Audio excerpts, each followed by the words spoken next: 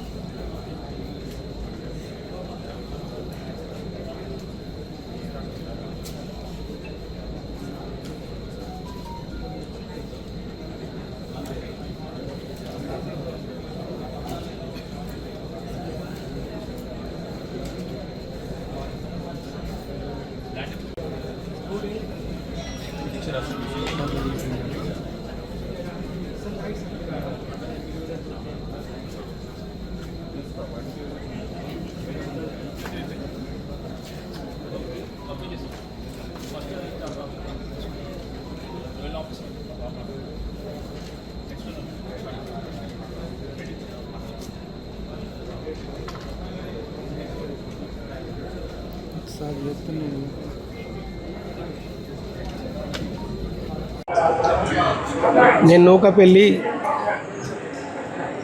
మారంపల్లి నారాయణ పేరు. నా ల్యాండు నూకపల్లి గ్రామ శివారులోనే 463 సర్వే నెంబర్లో నాకు 30 గుంటలు ఉంటుంది. ఈ 30 గుంటల ల్యాండు నేను గతంలో ఒక 3 సంవత్సరాల కింద కొనుక్కొని దానికి అద్దులు కనీలు వాతుకొని వైర్ ఫెన్సింగ్ చేసుకుని ఇంకా నా బిడ్డ పెళ్ళి రోజు గత ఒక 6 నెలల కింద నా బిడ్డ పెళ్ళి అయింది. నా బిడ్డ పెళ్ళి రోజు ఐమాక్స్ లైటు చెవుల మధ్య శ్రీనివాస్ అప్పుడు సర్పంచ్ లేడు. దాంట్లో గర్భంలో నడి భూమిలో ఐమాక్స్ లైట్ వాతిండు. పాతినప్పుడు అప్పటికి స్పెషల్ ఆఫీసర్కి ఇచ్చిన, కార్యదర్శికి ఇచ్చిన, తర్వాత ప్రజావాణిలో కలెక్టర్ గారికి ఇచ్చిన, డిపిఓకి పంపిండ్రు. డిపిఓ గారు ఎంపీఓకి చెప్పిండు. ఎంపీఓ వినుకోరి అన్నది, వినుకోరి లేదు, సర్వే అచ్చులు లేదు. అతడు ఇప్పుడు నేను హైదరాబాద్ పోయినా, నిన్న మొత్తము మధ్యాహ్నం మొత్తం బ్లేడ్ మట్టి తెచ్చిన మొత్తం కైలాన్ అద్దులు క్లియర్ మొత్తం కూలగొట్టి ధ్వంసం చేసి ఆ ఫినిషింగ్ పట్టిన ఐరంతా మొత్తం వేసి బోర్డు వాతిండు. ఇది జీపీ ల్యాండ్ అని. అంటే కలెక్టర్ ఎందుకు, ఆర్డీఓ ఎందుకు, ఎంఆర్ఓ ఎందుకు, కాగితాలు లేకుండానే పట్ట వేసుకున్న ల్యాండేనే మోసం అన్నాక నేను ఇక్కడ బతుకుడు లేదా? అతను ఒక ఎమ్మెల్యే గారి అనుసరుడు. ఆ ఎమ్మెల్యే ఎట్లా చెప్తే అట్లనే తను చెవుల మధ్య శ్రీనివాస్ అనేటోడు, ఇంకో నలుగురు అట్లా ఉండి వాళ్ళు మొత్తం ఎక్కడ ఉండి అని మేడిపల్లి సత్యం చెప్పదని కాన్సెన్స్ ఎమ్మెల్యే గారు ఏది ఎట్లా చెప్తే అట్లా చేయడము. నాటువంటి నేను ఒక 50 లక్షల ప్రాపర్టీ, అది నా ప్రాపర్టీని పైసలు 20-25 లక్షలు కొనుక్కున్నోని నా భూమి లేదు అని చెప్పిన అంటే నేను చట్టం ఎందుకు అసలు వీళ్ళందరూ పాస్బుక్లు ఇస్తే కానీ నాకు పాస్బుక్ నాకు కాగితాలు వచ్చినాయి. దాని మీద నా ఆవేదన. నేను చావడానికి పురుగుల మంది తెచ్చుకున్నా. నేను ఏది చేసినా కానీ నన్ను చంపడానికి ప్రయత్నం చేస్తున్నవాడు. ఏది చేసినా వాళ్ళందరూ ఒక 10 మంది అట్లా గ్యాంగ్ అయ్యి తాక్కుంటూ ఇట్లా వేసి నన్ను చేయాలన్నారు. నేను కూడా ఒక 5 ఏళ్ళు పరిపాలన, నేను ప్రజల కోసం నేను కూడా 5 ఏళ్ళు సేవ చేసిన. ఆ సేవ చేసినాను కూడా వాళ్ళు ఇది చేయకుండా మొత్తం నన్ను చేసిన ల్యాండ్ని కబ్జా చేసి ఇది చేసిండు. అందుకే నేను ఇవాళ కలెక్టర్ గారి దగ్గరికి వచ్చిన నా అయ్యా అని చెప్పి ఇది చేసిన. నా పరిస్థితి ఘోరంగా ఉంది.